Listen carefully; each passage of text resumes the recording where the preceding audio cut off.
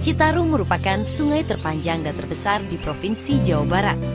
Berawal dari situ Cisanti yang terletak di kaki Gunung Wayang, mengalir sejauh 269 km yang pada akhirnya bermuara di Laut Jawa. Citarum memiliki daerah aliran sungai seluas 12.000 km persegi. Mengalir dan menjadi sumber air di 10 kabupaten, yaitu Kabupaten Bandung, Bandung Barat, Bogor, Bekasi, Cianjur, Indramayu, Karawang, Purwakarta, Subang, dan Sumedang, serta 3 kota besar yang mencakup Kota Bandung, Bekasi, dan Kota Cimahi.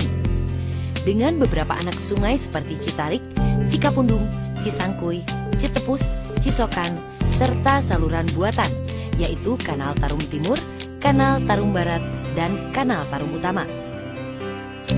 Berbagai manfaat Citarum dinikmati sekitar 25 juta orang di wilayah Jawa Barat dan DKI. Salah satunya sebagai pendukung kebutuhan industri di kawasan Bandung dan Bekasi. Mengaliri 420.000 hektar sawah irigasi di wilayah Karawang dan Subang, dan menjadi sumber air baku penduduk di Bandung, Bekasi, Karawang, Cimahi, dan juga 80% sumber air di DKI Jakarta. Selain itu, aliran Sungai Citarum yang melewati 3 bendungan yaitu Jatiluhur, Cirata, dan Saguling menghasilkan tenaga listrik sebesar 1.400 MW untuk memenuhi kebutuhan listrik Pulau Jawa dan Pulau Bali.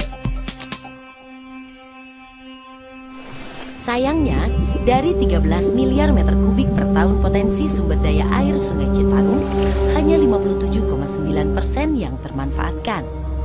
42,1% potensi yang tidak termanfaatkan disebabkan oleh pertumbuhan penduduk yang tinggi dan minimnya perencanaan serta pengelolaan dalam berbagai aspek. Bagaimana hal ini bisa terus terjadi? Mari kita lihat pemetaan masalahnya.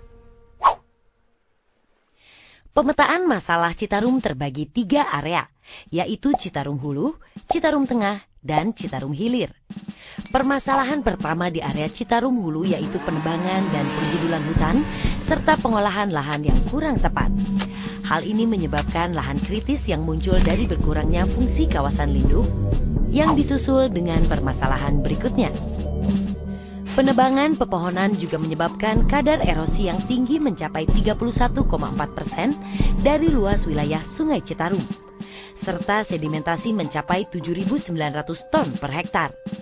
Eksploitasi air tanah yang tak terkendali di wilayah perkotaan dapat menyebabkan keringnya air tanah. Fakta menyebutkan penurunan muka air tanah mencapai 5 meter per tahunnya. Permasalahan berikutnya yaitu penurunan kualitas air yang disebabkan oleh beberapa hal seperti pencemaran akibat limbah kotoran sapi.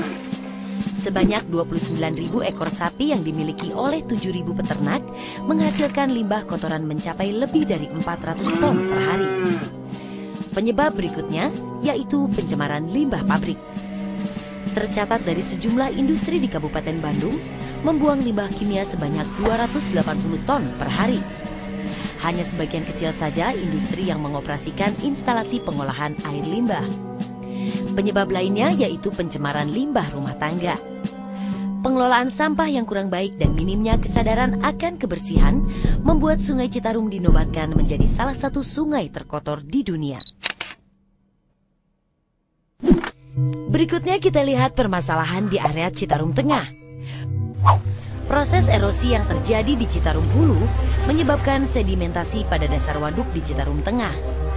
Laju sedimentasi di Waduk Saguling mencapai 8,2 juta meter kubik per tahun.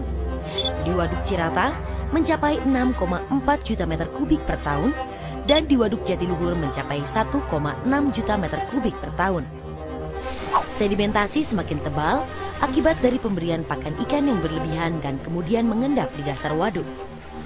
Pencemaran akibat sampah padat menjadi salah satu permasalahan klasik lainnya. Tercatat sampah padat sebanyak 250.000 meter kubik per tahun berhasil diangkut di area Waduk Saguling. Hal ini berpotensi sebagai penyebab kerusakan pada instalasi PLTA. Berikutnya yaitu permasalahan di area Citarum Hilir. Perkembangan sosial ekonomi memicu pesatnya urbanisasi dan pertumbuhan penduduk. Hal ini menyebabkan berkurangnya ruang hijau di daerah aliran Sungai Citarum dan tergantikan oleh pertumbuhan kawasan pemukiman dan industri. Perlakuan negatif pada sungai ditambah tingginya curah hujan berpotensi menyebabkan banjir.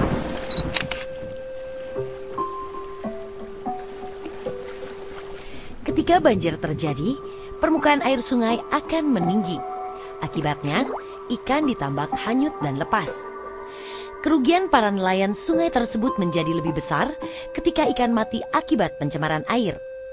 Kenyataan pahit lainnya, yaitu kualitas hidup masyarakat yang rendah dan minimnya sarana sanitasi, menyebabkan berbagai penyakit seperti diare dan penyakit kulit yang menjangkiti masyarakat yang hidup di sekitar daerah aliran Sungai Citarum. Di bidang pertanian, masalah terjadi ketika debit air berkurang pada saat musim kemarau. Saluran air dan fasilitas irigasi yang buruk menyebabkan tidak semua petani mendapatkan air yang cukup untuk mengolah sawahnya. Dan masalah ini berujung pada konflik antar warga. Eksploitasi air tanah yang berlebihan juga terjadi di wilayah Citarum Hilir. Permasalahan tersebut terakumulasi dengan pengrusakan ekosistem yang menyebabkan hilangnya hutan mangrove sebagai pencegah abrasi. Kedua hal tersebut menyebabkan peningkatan proses intrusi air laut ke air tanah. Semua efek negatif ini nyata terjadi. Apakah kita akan membiarkan hal ini terus terjadi?